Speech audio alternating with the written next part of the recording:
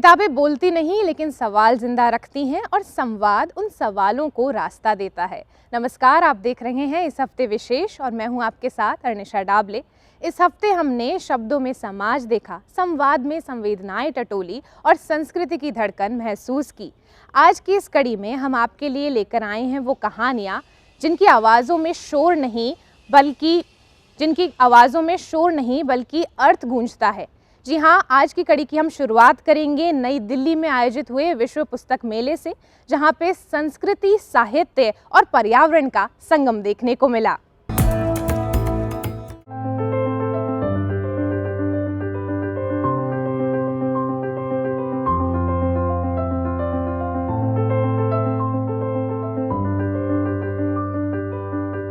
दस से 18 जनवरी 2026 तक आयोजित 9 दिवसीय नई दिल्ली विश्व पुस्तक मेला देश के सबसे बड़े साहित्यिक उत्सव के रूप में उभरा।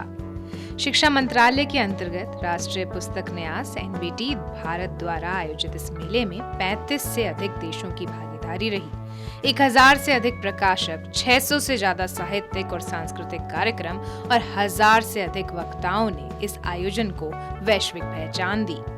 मेले का उद्घाटन शिक्षा मंत्री धर्मेंद्र प्रधान ने किया। कतर और स्पेन के संस्कृति मंत्री भी इस अवसर पर उपस्थित रहे। पिछले 53 वर्षों में लगातार आयोजित हो रहा ये दिल्ली की पुस्तक मेला आज विश्व प्रकाशन जगत का एक प्रतिष्ठित और विश्वसनीय मंच बन चुका है। 20 लाख से अधिक पाठकों का और 50 से प्लस देशों की भागीदारी वाला ये आज विश्व का सबसे बड़ा बिजनेस टू कंज्यूमर पुस्तक मेला हो चुका है, जो लेखक, प्रकाशक और पाठकों का सीधा संवाद और सहभागिता का एक अनूठा मंच पर एक साथ लाने का प्रयास किया है। 2026 मैग्नीट्यूड और प्रभाव दोनों दृष्टि से भारत की साहित्यिक चेतना का प्रशस्त प्रतिबिंब है। 3000 से अधिक स्टॉल, 1000 से अधिक प्रकाशक, 600 से अधिक साहित्यिक एवं शैक्षणिक कार्यक्रम ये दर्शाती हैं कि यह मेला केवल पुस्तकों का प्रदर्शन नहीं है, बल्कि विचारों का एक विस्तृत, जीवंत और लोकतांत्रिक संवाद है। आज भारत प्रकाशन और पुस्तक व्यापार के क्षेत्र में विश्व की तीसरी सबसे बड़ी केंद्र बन चुकी है। इस अवसर पर लेखिका ऋतु सारस्वत की पर्यावरण आधारित पुस्तक धरती की सेहत भी लॉन्च की गई। यह पुस्तक प्रकृति, मानव और पर्यावरण संतुलन पर केंद्रित है। साहित्य और पर्यावरण के संगम का यह उदाहरण पाठकों को न सिर्फ सोचने बल्कि जिम्मेदार भविष्य की ओर बढ़ाने की प्रेरणा देता नजर आया।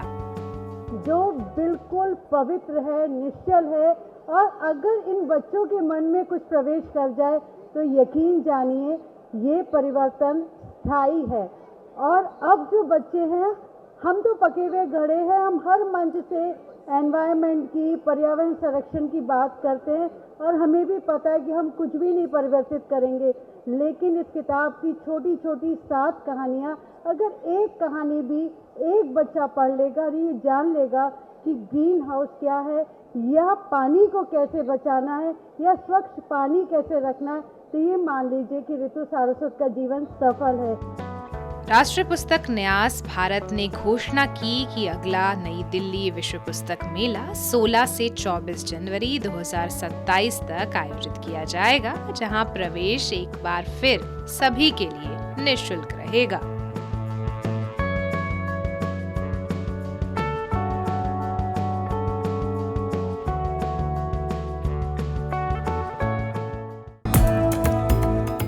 जयपुर एक बार फिर शब्दों, विचारों और संवादों का केंद्र बना। जयपुर में आयोजित हुए 19वें जयपुर लिटरेचर फेस्टिवल में हमने देखा किस तरह संस्कृति, साहित्य और समकालीन मुद्दों के संवाद ने एक नई जमीन तैयार करी। तो आइए देखते हैं किस तरह लेखकों, विचारकों और पाठकों ने फिर से नए सिरे से संवाद कायम करे।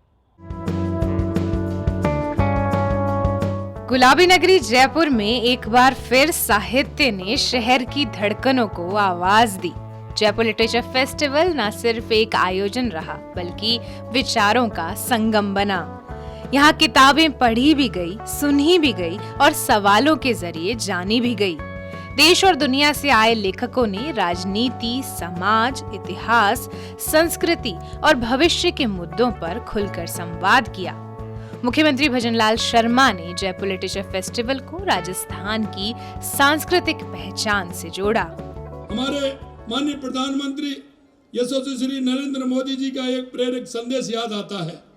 उन्होंने कहा कि कहीं भी आप कार्यक्रम में जाते हो, गुलदस्ता नहीं, पुस्तक भेंट करनी चाहिए, पुस्तक भेंट करनी चाहिए। वो हमारे साहित्य का दर्पण है।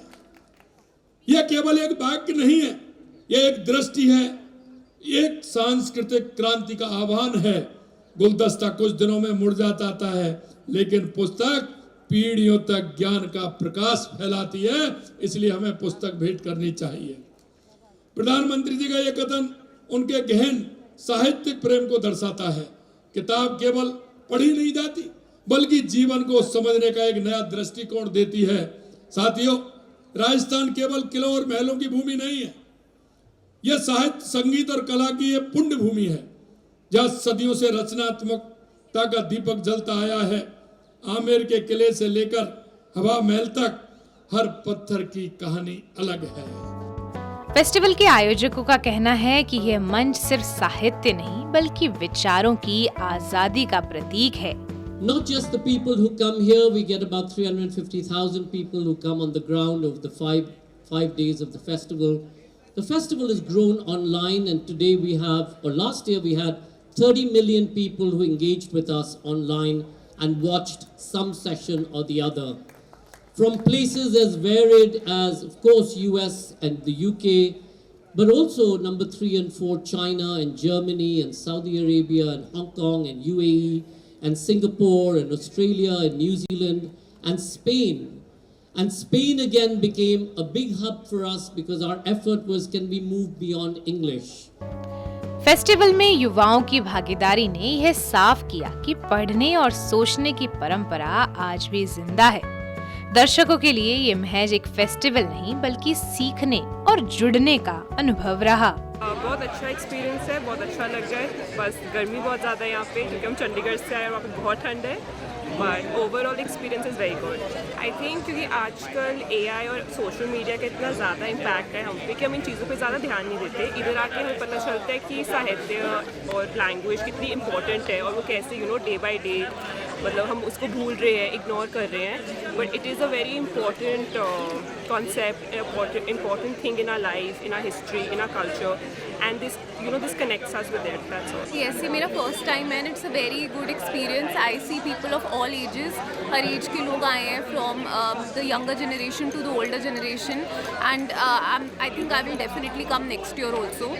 I think the festival is very inspiring to get you to read books. We've just spent time in the bookshop and every book looks fascinating, and I think it's a nice thing to do. I think you should have more children and youngsters coming here. And what's going on with the Indian Freddie Mercury look you've got going on there? So इस event का तो definitely हमें पूरा 1 year wait ही रहता है, and हम लोग हर साल आते हैं बिकॉज ऑफ यहाँ की जो वाइब है, यहाँ के जो क्रिएशंस है, और यहाँ पे जो स्पीकर्स आते हैं जयपुर में, वो दी बेस्ट आते हैं। और ये जो लिटरेचर फेस्ट है, I think all over India में ऐसा कोई फेस्ट होता नहीं है, only the Jaipur and only Rajasthan. तो आई थिंक ये राजस्थान वाले लोगों के लिए, उनके लिए डेफिनेटली रॉक है। आई लव राजस्थान, और जयपुर तो नो डाउट वेरी ब्यूटीफुल। इसके लिए तो क्या ही कहें हम लिटरेचर पढ़ने वाले बच्चे हैं, और हम आई थिंक 2-3 दिन पहले आए थे जयपुर।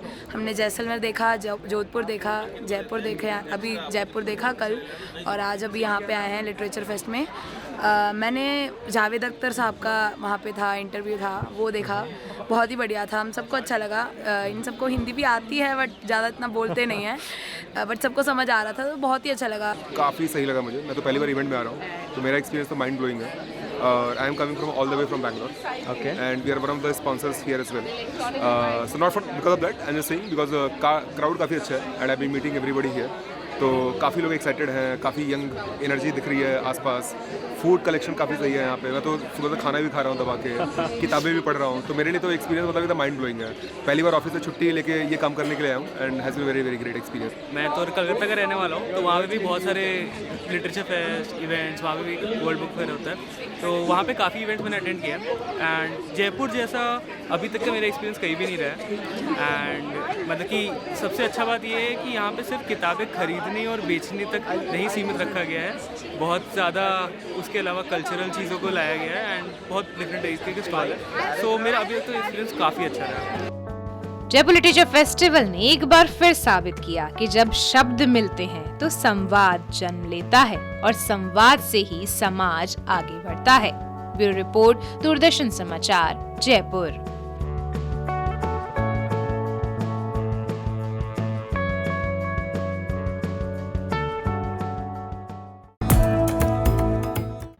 जयपुर लिटरेचर फेस्टिवल में जहां एक और समकालीन लेखन पर संवाद हुआ, तो वहीं दूसरी ओर भारत के 2000 साल पुराने साहित्यिक विरासत को नई पीढ़ी से जोड़ने की कोशिश की गई। तो आइए आपको लेकर चलते हैं मूर्ति क्लासिकल लाइब्रेरी ऑफ इंडिया की स्टॉल पर, जहां नई पीढ़ी के पाठकों को अतीत और वर्तमान के बीच जोड़ने की कोशिश की गई। इस श्रृंखला का उद्देश्य पिछले 2000 वर्षों में रचे गए भारत के महान साहित्यिक ग्रंथों को दुनिया के सबसे बड़े पाठक वर्ग तक पहुंचाना है। इन पुस्तकों की खास बात ये है कि इन्हें विश्व स्तरीय विद्वानों द्वारा अंग्रेजी में अनुदित किया गया है, साथ ही मूल भारतीय भाषा और उसकी क्षेत्रीय लिपि में भी प्रकाशित किया गया है। ये Murty classical library of India की तरफ से पब्लिश हुई भी किताबें हैं। ये हार्वर्ड यूनिवर्सिटी प्रेस इन्हें पब्लिश कराता है। Murty classical library of India was founded by Rohan Murty and यहाँ पे हमारा मेन एम होता है कि हम जो पुराने इंडियन हिस्टोरिकल क्लासिकल टेक्स्ट हैं उनको एक इंग्लिश में ट्रांसलेट करके आज के जनरेशन के रीडर्स के लिए हम अवेलेबल करा पाएँ। Making text accessible is the most important part of this project. So and हमारा इस साल का थीम, हम पिछले 2 साल से JLF आ रहे हैं, this is our 3rd time at JLF and इस साल हमने थीम रखा है रिसालो ऑफ शाह अब्दुल लतीफ़। रिसालो एक ऐसा टेक्स्ट है जो कि सिंधी पोएट्री है बाय शाह अब्दुल लतीफ़। सिंधी टेक्स्ट को इंग्लिश में ट्रांसलेट किया है क्रिस्टोफर शैकल ने, जो कि एक हार्वर्ड स्कॉलर हैं। एंड जैसा कि आप देख सकते हैं, जो कलर है, जो थीम हमने इस नुक का रखा है वो इस टेक्स्ट के अकॉर्डिंग है। इनफैक्ट जो मोटिव आप किताब पे देखते हैं, जो रिसालो की किताब पे जो मोटिव है, वो एक्चुअली जो शाह अब्दुल लतीफ़ का मौज़ोलियम है उसके आर्किटेक्चर से इंस्पायर्ड उस किताब पे वो मोटिव भी है। इन जनरल लाइब्रेरी का एम है कि जो हमारे पुराने ओरिजिनल स्क्रिप्ट्स थे, बहुत लैंग्वेजेस थी like Pali, Sanskrit, Prakrit, Kannada, Telugu, Tamil, all of these languages, Braj, Awadhi, Hindi के, हिंदुस्तानी के अलग अलग group, Persian, Hindu, in fact even Urdu, even those languages, इनके सब के जो ओरिजिनल टाइप स्क्रिप्ट्स हैं वो भी हार्वर्ड यूनिवर्सिटी प्रेस ने अलग से कमीशन करवाए हैं and which are actually available to download freely from their website Murty classical library India. So eventually aim ये है कि जो ओरिजिनल स्क्रिप्ट्स हैं वो भी हमारे पास प्रिजर्व्ड रहें और उसके साथ में ही उसका इंग्लिश ट्रांसलेशन भी एक रीडर को मिल जाए ताकि वो रीडर समझ सके उस टेक्स्ट को। तो that is the aim of the library and the reading nook at JLF provides you a soothing space to sit down in contrast to the hustling, bustling crowd of the festival. So you come and sit down with us, you read with us and have conversations around Indian literature with us. हमारे यहाँ आने का festival में ये motivation था कि हम और बुक्स के बारे में जानें और इंस्टाग्राम और जो भी हमारे मीडिया यूज़र्स हैं उससे दूर हटकर हम बुक्स के यूज़र्स को जानें कि बुक्स कैसे हमें इंटरेक्ट कराती है वर्ल्ड से। ऑल अबाउट दैट हमें स्कूल ने ये मोटिवेट किया कि we should go and we should try all books, there are many types, even as ma'am said Sindhi, I am even Sindhi, I know about these books, even I have read many books which have never I seen the composition in English और Hindi, but as ma'am said there are available many composition in Hindi, English, I would like to read. Festival में ये stall इस बात का प्रमाण बना कि भारतीय शास्त्रीय साहित्य आज भी उतना ही प्रासंगिक है जितना सदियों पहले था।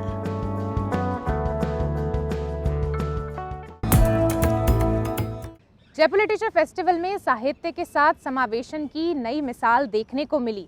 साइन लैंग्वेज इंटरप्रेटर ने बाधामुक्त संवाद को कायम किया ताकि साहित्य और विचारों की पहुंच हर व्यक्ति तक समान रूप से हो सके। तो आइए देखते हैं जयपुर लिटरेचर फेस्टिवल पर हमारी ये खास रिपोर्ट। जयपुर लिटरेचर फेस्टिवल न केवल साहित्य का महाकुंभ है बल्कि नवाचारों का भी महाकुंभ है। मेरे पीछे आप देख सकते हैं कि एक सत्र आयोजित किया जा रहा है और सत्र में एक महिला मौजूद हैं जो बाधा मुक्त संवाद यानी साहित्य के इस कुंभ में किस प्रकार जो संवाद है, जो चर्चाएं हो रही हैं, उसको बाधा मुक्त किया जा सके, इसके लिए नूपुर संस्थान एक अहम भूमिका निभा रही है। हमारे साथ मनोज भारद्वाज जी मौजूद हैं। ये जो प्रयास है, ये किस प्रकार का प्रयास है और कितना अहम मानते हैं? देखिए, आप विटनेस कर रहे हैं पिछले 2 सालों से, ये हमारा 3rd सेशन है और तीनों बार हम कोशिश कर रहे हैं कि JLF के मंच पे हम हमारी जो डेफ कम्युनिटी है, जिसे हम बधिर समुदाय के नाम से जानते हैं, हम उसके बारे में रोचक जानकारी लोगों तक पहुंचाएं, भाषा क्या है उसके बारे में लोगों को बताएं और ये कोशिश करें कि अब साहित्य भी उनकी पहुंच से दूर नहीं है। यहाँ पे बाधा मुक्त जो संवाद है वो कर सकें। देखिए, RPWD एक्ट साफ बोलता है कि कोई भी मंच जो जनता के लिए हो उसे समावेशी होना आवश्यक है। ये बात JLF की टीम ने समझी और पिछले 2 साल से हम इसको करते आ रहे हैं। जो ये पूरा संवाद होता है, इसको और अच्छे समझने के लिए हमारे साथ में एक इंटरप्रेटर और 2 मौजूद हैं। जो पूरा संवाद होता है किस प्रकार किया जाता है? ये साइन लैंग्वेज के हिसाब से होता है ताकि वो इजीली समझ पाएं। अच्छा, बोल के बता पाएंगे किस प्रकार समझते हैं? Even though at that time India was an extremely patriarchal society, जो भी डेफ लोग हैं उनको ये एक्सेसिबिलिटी दे पाता है, वो सुन पाए ताकि, है ना, और जो भी पर्सन है वो समझ पाए, उनके लिए एक्सेसिबिलिटी बहुत ज़रूरी है। तो ये वो बेस जो है वो बेसिकली बता रहे हैं। जयपुर लिटरेचर फेस्टिवल में साहित्य के साथ साथ संस्कृति और हुनर की झलक भी देखने को मिली। जहां एक और विचारों के सत्र हुए तो दूसरी ओर महिला दस्तकारों ने अपने उत्पादों की प्रदर्शनी करी। जी हां, जयपुर लिटरेचर फेस्टिवल में राजस्थान की लोक कला को भी मंच मिला। तो आइए चलते हैं बाड़मेर की उस स्टॉल पर जहां पे महिला दस्तकारों ने अपने उत्पादों को प्रदर्शित किया। 5 दिवसीय जयपुर लिटरेचर फेस्टिवल सिर्फ साहित्यिक विमर्श तक सीमित नहीं रहा। यहाँ सत्रों के साथ साथ राजस्थान की लोक कला और हस्तशिल्प को भी खास जगह मिली। फेस्टिवल परिसर में लगाए गए स्टॉल्स के जरिए स्वयं सहायता समूहों के हस्त उत्पादों को देश विदेश के दर्शकों तक पहुंचाने का अवसर मिला। बाड़मेर के थार आर्टिजन और शोर संस्थान से आई महिला हस्त कारीगरों और दस्तकारों ने अपने हुनर के साथ साथ राजस्थान की संस्कृति को भी प्रस्तुत किया।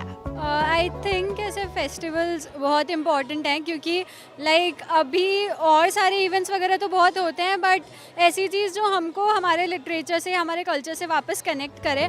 महिला दस्तकारों का कहना है कि ऐसे मंच न सिर्फ उनकी पहचान को मजबूत करते हैं बल्कि उन्हें आर्थिक और सामाजिक रूप से आत्मनिर्भर बनने की दिशा में भी आगे बढ़ाते हैं। कई लोग राष्ट्रीय और अंतर्राष्ट्रीय लेवल से आए हैं जो हमारे इन उत्पादों को देख रहे हैं, समझ रहे हैं और उन्हें आगे ले जाने का हमें मौका भी मिला है इस फेस्टिवल में।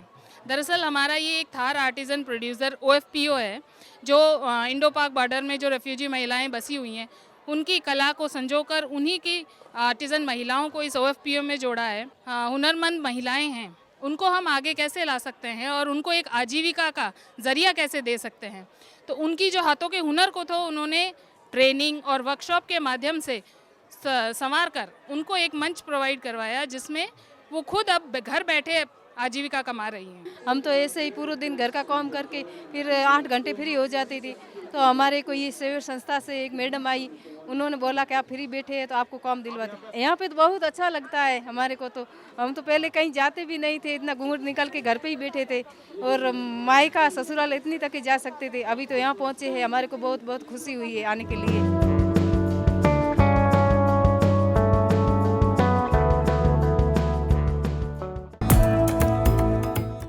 जब सवालों के बीच खामोशी गहराने लगे तब ज़रूरत होती है उन आवाज़ों की जो शब्दों के माध्यम से संवाद कायम रखें। बीकानेर की साहित्यिक दुनिया में एक ऐसे ही सदे हुए निर्भीक विचारशील स्वर सामने आ रहे हैं। तो आइए आपकी मुलाकात कराते हैं वरिष्ठ प्रसारक और साहित्यकार प्रमोद कुमार शर्मा से, जो समाज और साहित्य के बीच के रिश्ते को नए सिरे से समझने की कोशिश कर रहे हैं। बीकानेर से आकाशवाणी केवल प्रसारण का माध्यम नहीं, बल्कि विचार, भाषा और संस्कार गढ़ने का मंच है। यह कहना है आकाशवाणी से सेवानिवृत्त वरिष्ठ साहित्यकार प्रमोद कुमार शर्मा का। उनके अनुसार आकाशवाणी के प्रसारणों में रामचरितमानस, गीता, वेद, शास्त्र और कथात्मक साहित्य का समावेश व्यक्ति को पढ़ने और सोचने के लिए प्रेरित करता है। प्रमोद कुमार शर्मा मानते हैं कि साहित्य जीवन का अनिवार्य तत्व है, जो मनुष्य को आत्मचिंतन और मानवीय मूल्यों से जोड़ता है। साहित्यकार का दायित्व समाज को उसका दर्पण दिखाना है। साहित्य अपना अनुभूति की प्रामाणिकता को आपके सामने रखता है।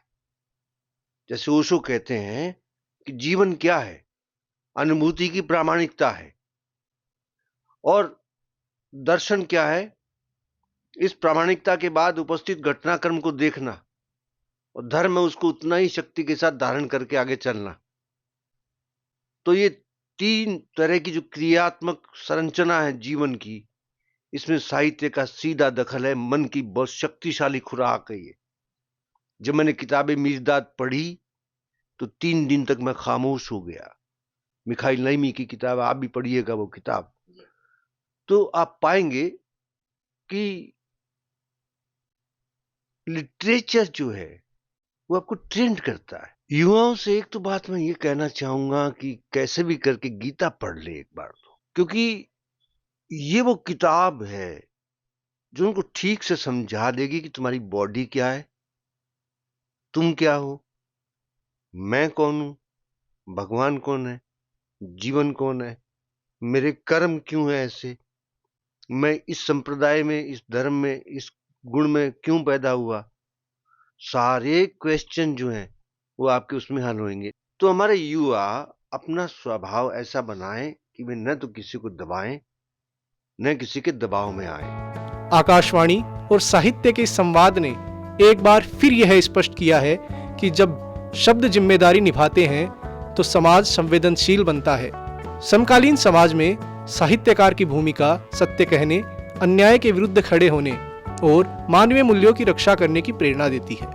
मेरा ऐसा मानना है कि प्रमोद कुमार जी शर्मा बीकानेर के वो बेलौस साहित्यकार है जो बेपरवाह होकर लिखते हैं, जिनको ना कोई पुरस्कारों की चाह है और ना ही किसी तरह का स्वार्थ। आप देखिए, मैं एक छोटा सा किस्सा सुनाता हूँ। मनोज रूपड़ा का अभी जो वाकया हुआ, पूरे देश में उसकी गूंज रही। पहले साहित्यकार थे प्रमोद जी, जिन्होंने कहा कि मैं मेरी पुरजोर ताकत से मैं जितना जो मेरी क्षमता है उसके हिसाब से मैं इस बात का पुरजोर विरोध करूंगा। और उन्होंने पुरजोर विरोध किया। विरोध का तरीका बहुत ही शांतिप्रिय था। उन्होंने कहा मुझे भीड़ नहीं चाहिए, मुझे ठीक है जो हमसे जुड़ सके वो अच्छी बात है।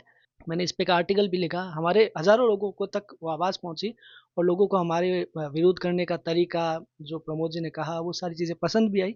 और एक जो ठोस और पुरजोर तरीके से हम जो आवाज़ उठाना चाह रहे थे, मुझे लगता है कि उनका तरीका भी ठीक था और आवाज़ पहुंची भी।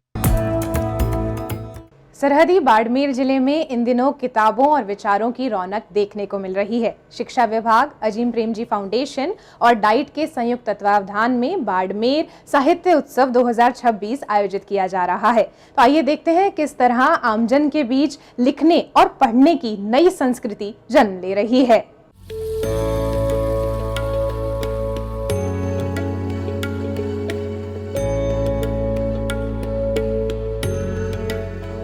सरहदी बाड़मेर जिले में इन दिनों साहित्य की बहार छाई हुई है। शिक्षा विभाग, अजीम प्रेमजी फाउंडेशन और डाइट के संयुक्त तत्वावधान में आयोजित बाड़मेर साहित्य उत्सव 2026 आमजन को खासा आकर्षित कर रहा है। 25 जनवरी तक चलने वाले इस उत्सव का सबसे बड़ा आकर्षण है 10,000 से अधिक किताबों का पुस्तक मेला, जिसमें देश के प्रतिष्ठित प्रकाशकों की किताबें प्रदर्शित की गई हैं। क्लासिक उपन्यास गुनाहों का देवता और दीवार में एक खिड़की रहती है के साथ साथ कहानियां, बाल साहित्य और मोटिवेशनल किताबों की युवा वर्ग में खास मांग देखी जा रही है। यहाँ पे एक अच्छा बुक फेयर है, तो इसलिए मैं यहाँ आई। यहाँ पर सभी विषय की बुक्स थी, हिस्ट्री की, हिंदी की और बच्चों की भी बुक्स है काफ़ी, और कई प्राचीन इतिहास की किताबें। मैं हिस्ट्री की PhD स्कॉलर हूँ, तो फिर इसलिए मुझे हिस्ट्री की बुक्स काफ़ी पसंद आई यहाँ पे, और मैंने काफ़ी ली भी है। बच्चों के लिए भी मैंने कुछ colouring book and stories book लिया और काफ़ी अच्छा है ये। बाड़मेर में ऐसे जहाँ इतिहास की, हिंदी की काफ़ी किताबें तो दुकानों पर नहीं मिलती है, सिर्फ कॉम्पिटिशन एग्जाम्स की किताबें मिलती है, तो उसकी काफ़ी ज़रूरत थी और बहुत अच्छा रहा। इन आवर स्कूल देयर पुस्तक मेला is happening. We have so many books. We doing this mela for that so many people which are living in their area, so they can take that books and they can read that books for, and we are sing some songs and do drama to that schools which are we have near areas. They can do their same performance in their schools. There are so many types of books in our fair. We are give that books to that people can take that book and they can increase their mind and mind knowledge. इस साहित्य उत्सव का आयोजन Azim Premji foundation के तत्वावधान में पिछले 3 वर्षों से लगातार बाड़मेर में किया जा रहा है। इस बार उत्सव में युवा महोत्सव भी शामिल है, जिसमें नाटक मंचन, लोक कला, लोक गायन, ओपन माइक, करियर परामर्श और विभिन्न वक्ताओं के साथ संवाद जैसी गतिविधियां आयोजित की जा रही हैं। हम लोग अजीम प्रेमजी फाउंडेशन स्कूल आए और यहाँ पर हमने एक बुक एग्जीबिशन देखा। कक्षा 3री से 5वीं तक के बच्चे हमारे साथ यहाँ पर आए और उन्होंने यहाँ पे कई तरह की बुक्स देखी, उन्हें बहुत अच्छा लगा। इनके टाइटल भी बहुत अच्छे दिए हुए हैं। जैसे एक बुक मैंने ये देखी है, सपने से सफलता की ओर, तो इसमें बच्चों को इंस्पायर किया जा रहा है कि आप लोग ड्रीम्स तो देखते हैं, बट उसे सक्सेस करने के लिए आपको क्या क्या स्टेप लेने चाहिए। तो मैं आप सभी को यही सजेशन देना चाहूँगी कि एक बार आप अपने बच्चों के साथ यहाँ विजिट जरूर करें। I visited Azim Premji School and they have arranged a book fair and I love it. They have varieties of books for children, young children and toddlers and many more. They have many books in other languages too, like Hindi, English and more. They also have my favorite books like Sudhamurti Ruskin Bird and more. And they also have coloring books for younger children. Barmer literature festival का आयोजन कर रहा है, जो 19 जनवरी से लेकर 25 जनवरी के बीच आयोजित हो रहा है, और काफ़ी संख्या में यहाँ पे पुस्तक प्रेमी पहुँच रहे हैं, जो साहित्य में रुचि रखते हैं वो सारे लोग पहुँच रहे हैं। किताबों के बारे में सफदर हाशमी बहुत बड़े कलाकार गुजरे हैं। उनकी चंद लाइनें हैं कि किताबें करती हैं बातें बीते ज़मानों की, दुनिया की, इंसानों की, आज की, कल की, एक एक पल की, खुशियों की, गमों की, फूलों की, बमों की, जीत की, हार की, प्यार की, मार की। क्या तुम नहीं सुनोगे इन किताबों की बातें? किताबें कुछ कहना चाहती हैं, तुम्हारे पास रहना चाहती हैं। तो किताबों का एक बड़ा संसार है, और ख़ास तौर से ये जो पुस्तक मेला है, जहाँ पे हमारे पास 10,000 से किताबें उपलब्ध हैं, अलग अलग प्रकाशकों की, अलग अलग लेखकों की। तो आकर पुस्तक मेले का आनंद लें और अपने साथ पुस्तकें लेके जाएं और किताबों से और रूबरू हों, उससे रिश्ता कायम करें।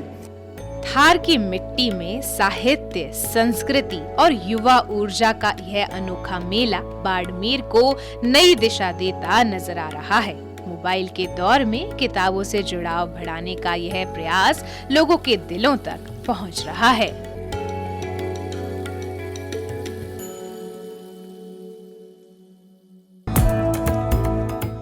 इस हफ्ते की कहानियां यहीं विराम लेती हैं, लेकिन उनके अर्थ हमारे भीतर चलते रहेंगे, क्योंकि जब शब्द जिम्मेदार हों, संवाद जिंदा रहे और संस्कृति अपने जड़ों से जुड़ी रहे, तभी समाज में बदलाव आता है। अगले हफ्ते आपसे फिर मुलाकात होगी नई कहानियों, नए संवाद और नए सवालों के साथ। नमस्कार।